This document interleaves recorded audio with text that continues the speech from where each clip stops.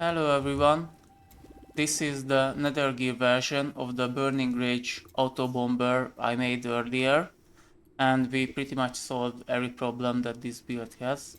So I will show you the build specifically on this map because this has fire damage on it, and this was one of the biggest weakness of this build that you needed to be careful about, but that's no longer an issue as you will be able to see. You no longer care for the burning ground effect, you just run around and ignore the whole thing.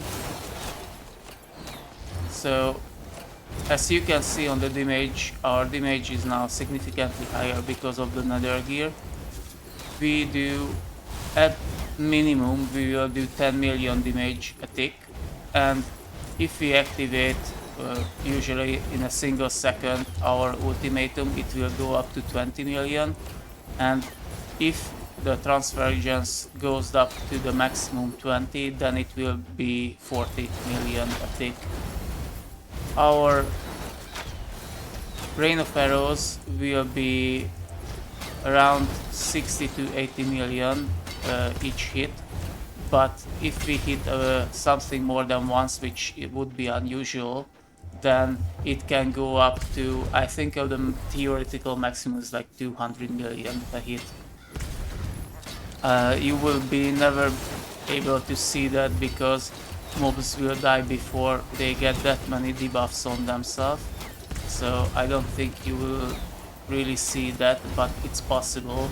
If, for example, a mob has like 40 billion HP, then it's possible that you would be able to see that number. It just, mobs don't usually have that much health. So I will just quickly run through these maps and show you how the boss fight goes. But as you can see, the burning ground effect no longer is an issue for us, and also the shadow strikes effects are also no longer an issue.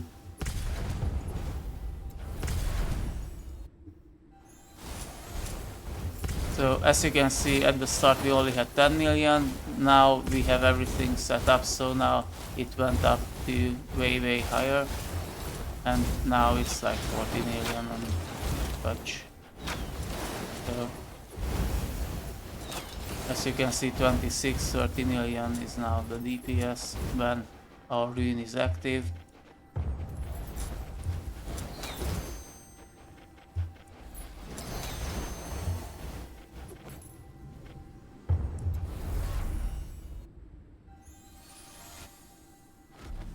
Here is the boss fight. For boss fight you just put down your ground effect, your seal, and you stand in it and you are immortal and you pretty much nuke everything. That's it. So roll this, take something. I will also show this build in the temple and in the forge, because now I think that this build in another gear level is really good at doing the temple and also doing the forge. So I will probably use this build to farm the forge from now on, and also for the temple, because now it has the movement speed and the clear speed that I would like a gear to have to do this. So this is a forge level 400 plus. That's the main thing. That's when you are getting enough Slorm from a pure Slorm that you can do your crafts efficiently. So I always just do the max level from it, and I don't do more than I need to, because doing the temple is not a very interesting endeavor, I think. But as you can see, the only thing that is able to take a few hits from us, if they have this shield that can tank a few hits for them for like 4-3 hits, then it will take like 1.5 seconds to kill them, otherwise they die instantly.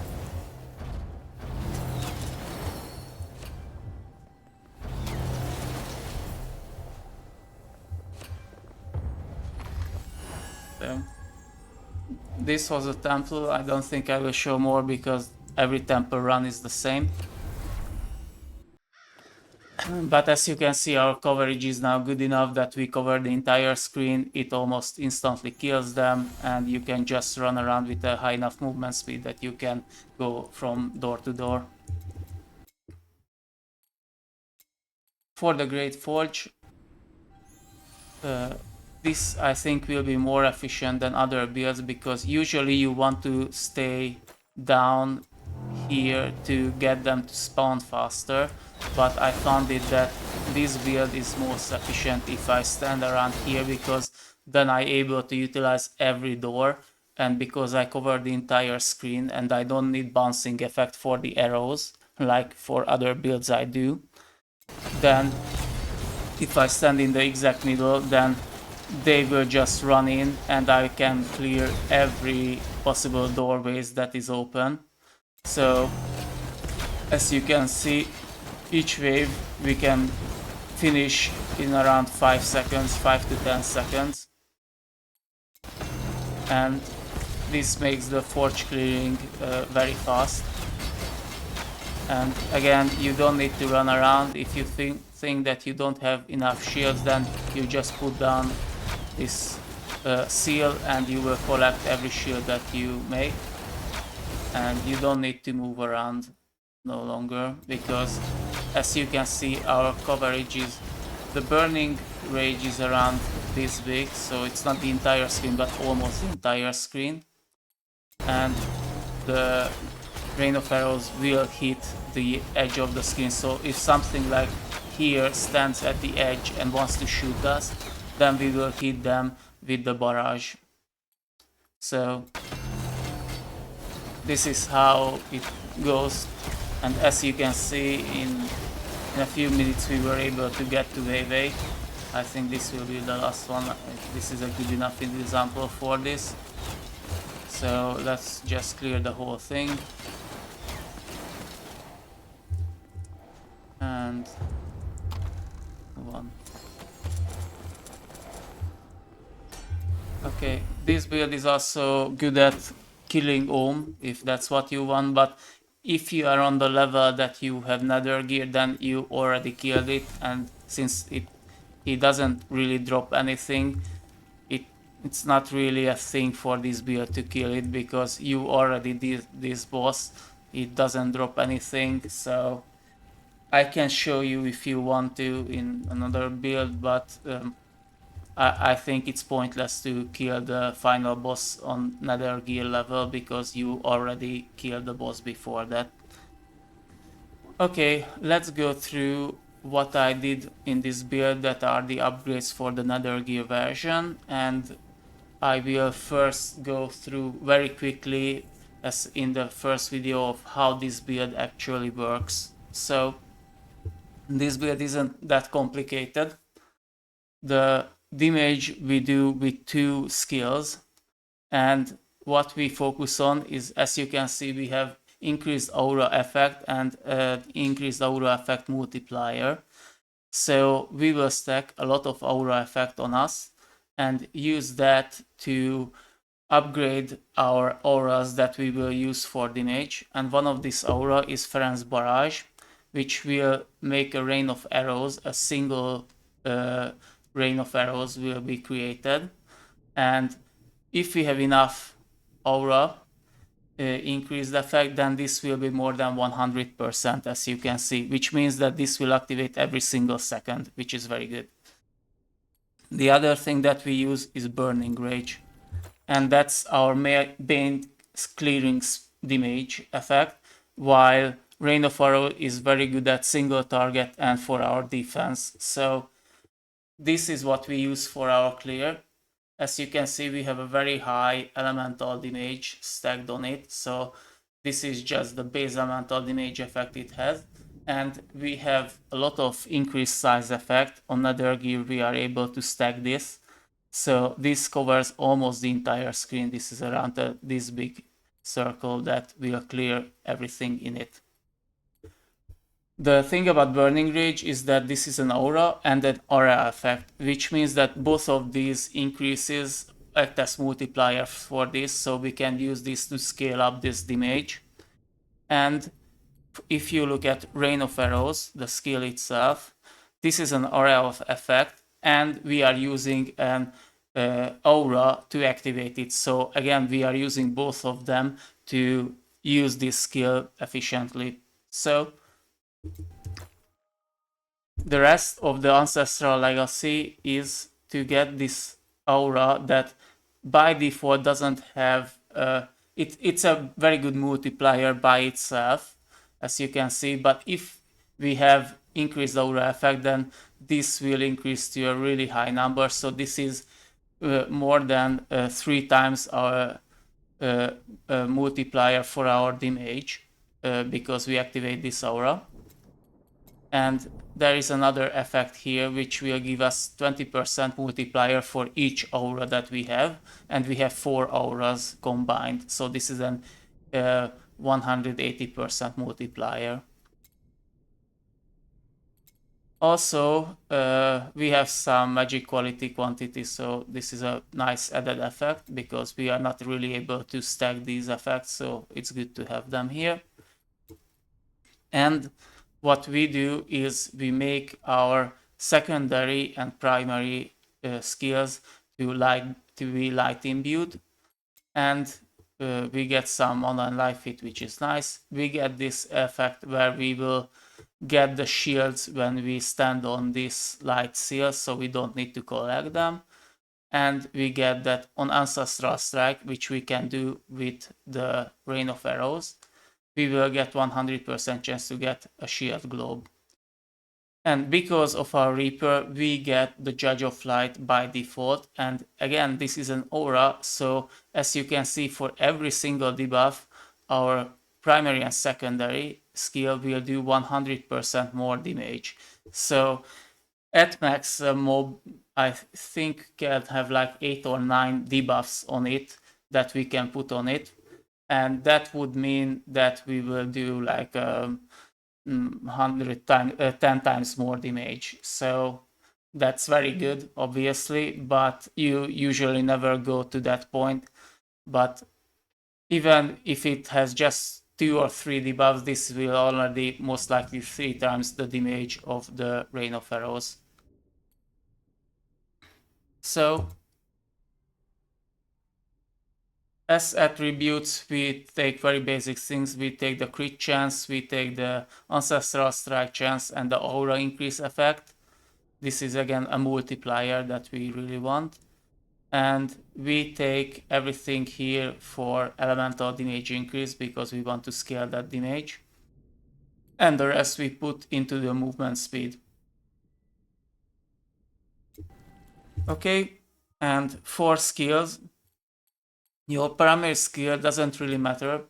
The only reason why I'm using Immortal Arrow is because Wandering Arrow counts as a debuff.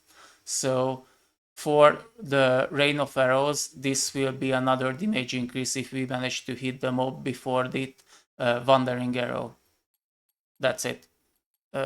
Everything that you see here, you can put it wherever you want. These don't really matter at all. Okay, for Rain of Arrows, the best thing is to shorten the travel time so it will arrive really fast when you shoot it up.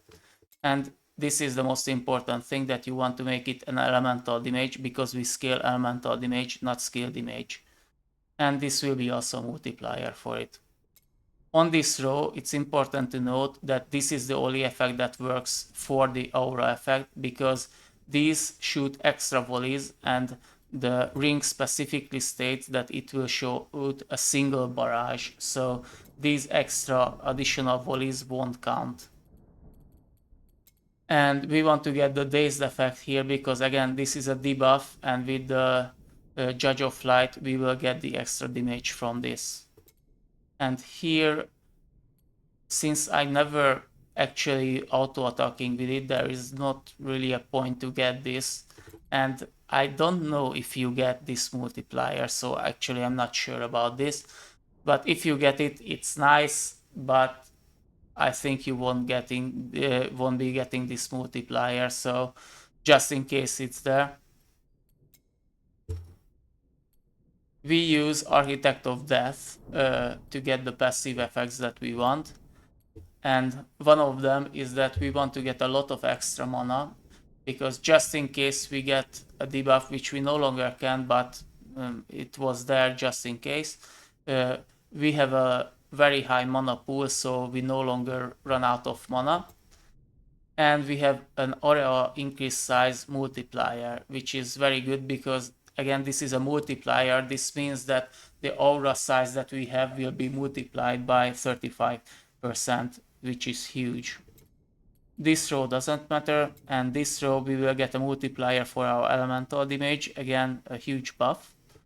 And again, this row doesn't matter because yes, we will poison with rain of arrows, as you can see, but the poison does a negligible amount of damage, so this doesn't matter. Here, the thing is that matters is we get a lot of elemental resistance from our elemental damage, as you can see. And this will be our second layer of defense that I will explain later. And again, this row doesn't matter, you can put it wherever you want. I never use turrets or anything else, so we don't use Pierce for rebound, we don't use turrets, and we don't use the tormented stance, so you can put it wherever you want it. And we have 1% life leech, which is handy. These were the skills. And now let's go through how the gear itself works together. So we build around, again, this Aurelian Primordial Bow of Light. And initially what we care about is the increased aura multiplier and aura effect. The Blorm extra thing that you see in it doesn't matter for us. They are just there as cheerleaders, so it's not something that we actually scale. But we also care about the primordial effects, which is the value of our shields will be 1, so we cannot scale how much shield we get from each shield globe. It will be always 1.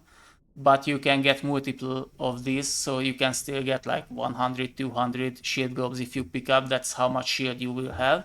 And each time you take damage, you will take only 1 damage as long as you have shield. And this is our main defense, because we will always have these shields on us. And if we have 50, then we can take 50 individual hits, and it will only count as 1. So this is a great damage reduction, and this is a great defense that we utilize.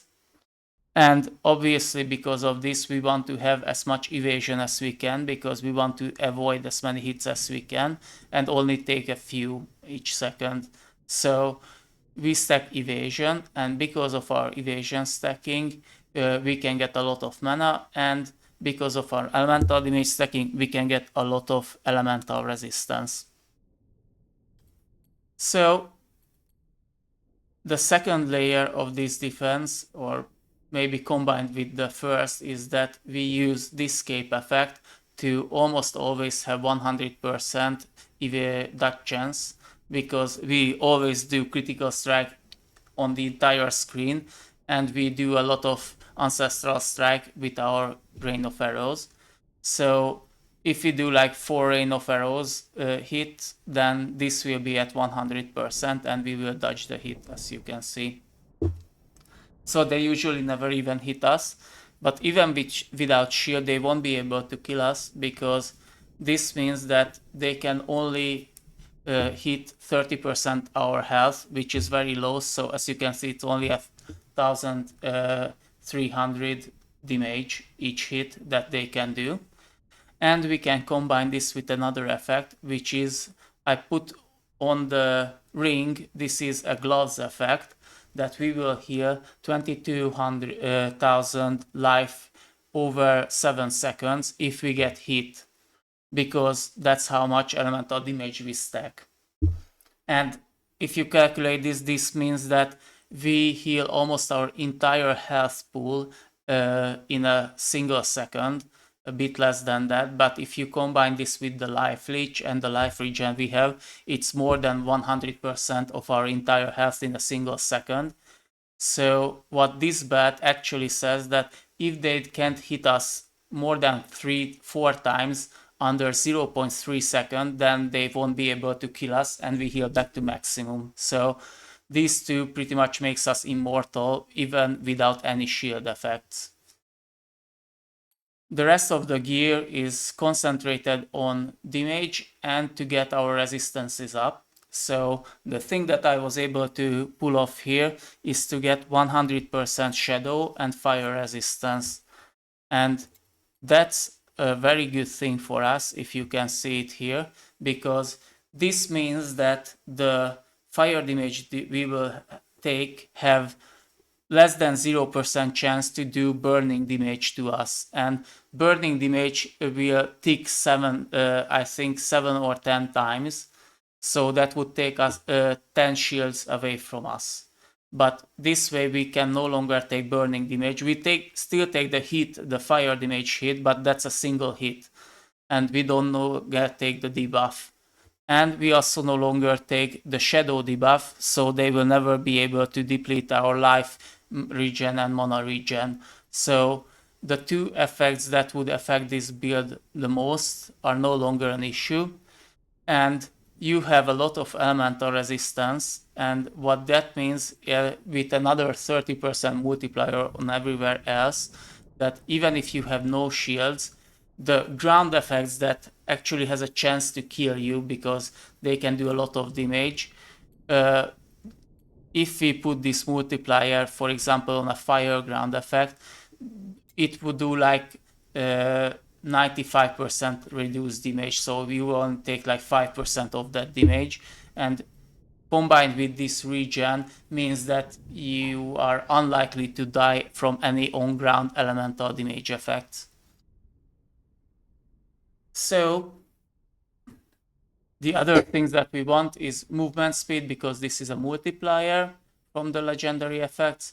Obviously we want to have Ferenc Barrage as an aura.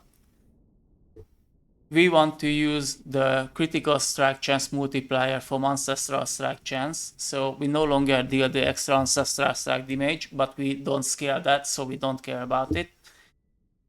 And this is the best bracer effect that you can put on, because this increased collection is what makes these builds viable to use as a mapping build. The extra projectiles will increase the damage of the rain of arrows, so this is a very good multiplier for the rain of arrows. And if we hit with enough rain of arrows, which we have around a 50% chance ancestral strike chance, if we hit enough of it, then this will stack up to 20, and this will be doubling our burning rage damage. So this is a good effect that we can use on the helmet. And as the amulet, we have a 30% multiplier for the third aura that we have, which will be the burning rage. So this is a 30% damage multiplier for it. Again, this is how we reach maximum resistance, so we really want to have this helmet effect on somewhere. And this is our evasion. So this is the legendary that you can use. I use the ancestral strike damage as an activation if you are fighting against bosses, but if you are just mapping or doing something in general, then the activation by mob skilled will be a more consistent, faster effect. But I usually just leave it on here because I'm too lazy to swapping it back and forth. For Ultimatum, you want to use the critical strike damage is set to 280%, because then you no longer need your gear to scale this multiplier, and this is a very high multiplier by itself, especially because if we activate this rune effect, it will get another increase for it, and you will doing like 500 times or 400 times multiplier for critical strike. So this is the setup that we use, and let's go through what stats you should be focusing on, because in the Nether gear there are some choices that you can make, and this depends on what you want this build to do. So You don't, I would say you don't actually need the shadow resistance, so I put it on for 100% chance, but because you have 800, 8, so, sorry, 60,000 mana. This means that if you get this mana debuff that you no longer regen mana, it would take like more than like a minute to deplete your entire pool, which will never happen. So this makes you effectively immune already to the shadow debuff effect, because your life will be almost never touched and this can never deplete effectively. So you don't need the 100% shadow resistance if you don't want to bother with it. I put it on because it's another quality of life that I can do in it's a relative small sacrifice to get it on the gear. The fire resistance, you always want to have 100% of this, because this is the only damage type that is actually a meaningful hit on you. Okay, for gear, as you will be able to see, you want to scale elemental damage on your base stats pretty much everywhere as you can. And you have a few extra things such as aura increased effect and movement speed. As you can see, I put it on the gear. But the basic thing that you always want to have with it is elemental damage. You want to have one slot for ancestral strike chance and one for critical strike chance, which I have it here. And for critical strike, I have another rare stat, rare pure stat. I use it here. You can also obviously use the magic stat if you want to. And the even more important part of this is to get your area increase size up to the maximum possible scale, and you cannot get it as a base stat. So as you can see, you can only get this as a magic stat, and I put it pretty much on every gear. I have it on 11 out of 11 gear, the aura increase size effect, to make this as big as I can, because that's the biggest clear speed increase that you can get. The damage after 5 or 8 million is no longer really a big damage. You no longer care about damage that much if you have like 8 million damage a hit. So that's no longer what we want to scale. We want to scale the aura and we want to scale other effects. So you will be able to see the build that I put into the build guide, that how I put this on. But the two things that you should note is that I put shadow fire resistances on a few of my gear and shadow resistances in the epic stat places, here, and here is the fire resistant, and here. And I also use the ring for this. And to cover the shadow resistance, I also crafted it on the epic stat here. And I was able to find one pure shadow resistance effect, which is a very lucky find. This is extremely rare that you find a shadow or fire resistance effect. You should always search for them, so I recommend that you always put these on, because each and every of these effects, well, I don't think the light effect or the lightning effect is that valuable, but the shadow and the fire and maybe the ice is. And these are extremely rare to find in a pure form, so whenever you get them, save them whatever percentage that you can get, because these are extremely good.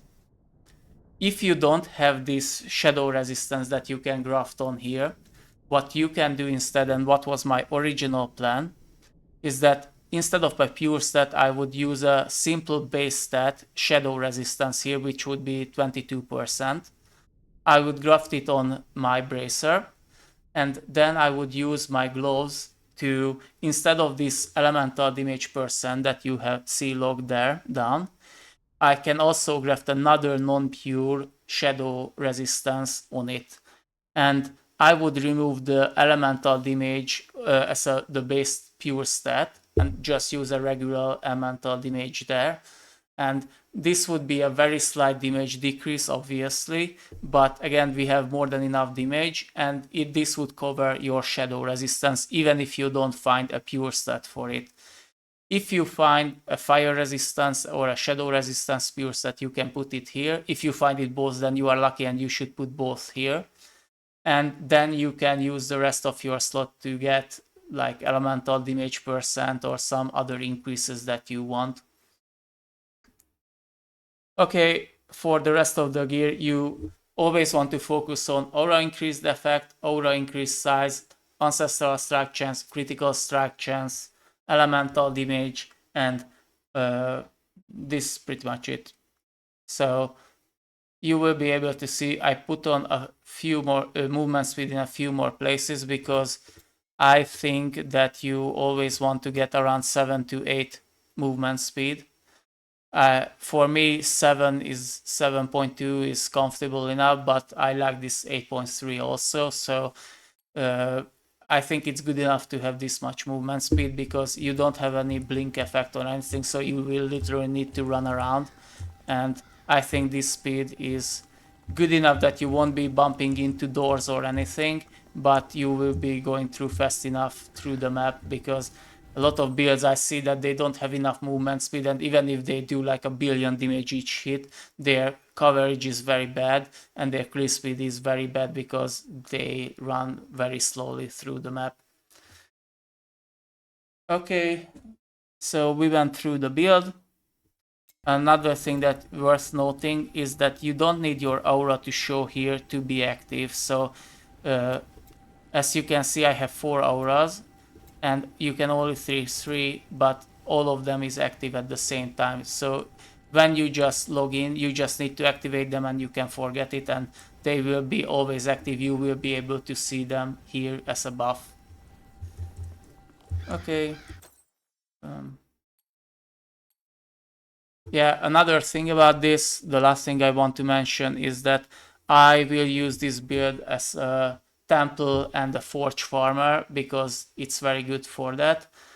The only reason why I won't use this much as another primordial nether farmer is because, unlike my other build, this doesn't have increased magic item quantity on it. So when you are farming a nether, this will be only 80% plus, because you get 75 by default, and the other gear will have like 250 something percent magic item quantity find. So the other, the light shield stacking build will have a way higher chance to find pure stats, and that's why I would use it as a nether gear farmer. But this is very comfortable, and for temple and for forge you don't need that effect, I think, so it's not really that important. So you can use this to as an AFK farmer.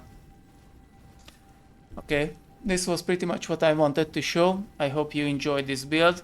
Take care, bye.